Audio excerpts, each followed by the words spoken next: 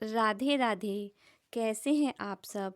आज मैं आपको पौष मास के कृष्ण पक्ष की एकादशी की कथा सुनाने जा रही हूँ। इस एकादशी को सफला एकादशी कहते हैं। भगवान श्री कृष्ण युधिष्ठिर से बोले, 5000 वर्ष तपस्या करने से जो फल मिलता है वह सफला एकादशी के व्रत करने से मिलता है। हे राजन, अब तुम कथा सुनो। महिष्मती राजा की चंपावती नाम की प्रसिद्ध पुरी थी। राजा के 4 पुत्र थे। उनमें लुम्पक नामक बड़ा पापी था। वह पर स्त्रीगामी, जुआरी और वैश्यगामी था।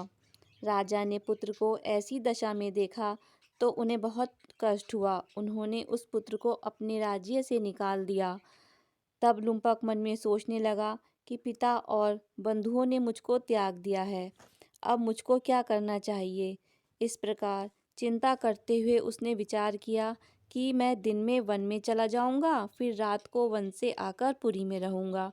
यह विचार करके वह नगर को छोड़कर सघन वन में चला गया। नित्य जीव हिंसा और चोरी करता था। इस प्रकार उस पापी ने सारे नगर में चोरी की।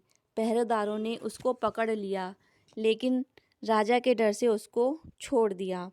वन भगवान को अत्यंत प्रिय था। वहाँ अति प्राचीन पीपल का पेड़ था। उस वन में उस वृक्ष को देवता की तरह मानते थे। उसी स्थान पर वह पापी लुम्पक रहा था। निंदित और दुष्कर्म करते हुए उसको पौष कृष्ण सफला एकादशी का दिन याद आया। हे राजन, दशमी की रात्रि को वस्त्रहीन होने के कारण शीत से पीड़ित होकर बेहोश हो गया।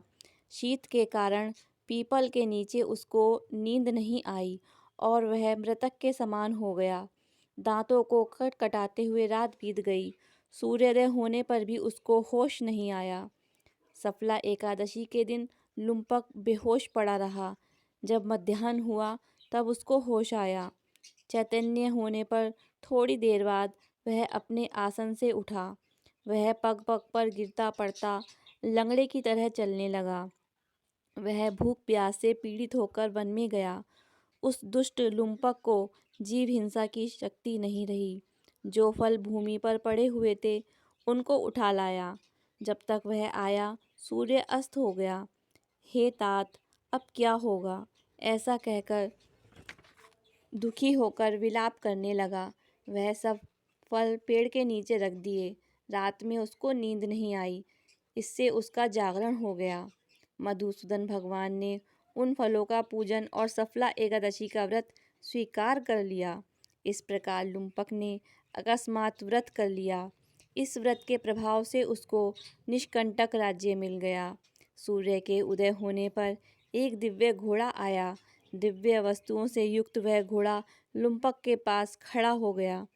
उसी समय आकाशवाणी हुई, हे राजपुत्र, वासुदेव की कृपा से और सफला के प्रभाव से अपने निष्कंटक राज्य को ग्रहण करो। पिता के पास जाकर निष्कंटक राज्य का उपभोग करो। बहुत अच्छा, कहकर उसने स्वीकार कर लिया और वह दिव्य रूप हो गया। कृष्ण भगवान में परम भक्ति हो गई।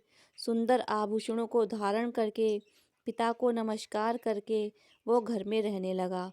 उस वैष्णव पुत्र को पिता ने निष्कंटक का राज्य दे दिया। उसने बहुत वर्षों तक राज्य किया। एकादशी के दिन वह भगवान की भक्ति में लीन रहने लगा। वृद्धावस्था प्राप्त होने पर पुत्र को राजगद्दी देकर मन को स्थिर करके विष्णु की भक्ति में तत्पर होकर वन को चला गया। इस प्रकार से जो सफला एकादशी का व्रत करते या सफला के महात्म्य को सुनते हैं वह इस लोक में यश लेकर निसंदेह मोक्ष को प्राप्त करेंगे। राधे राधे।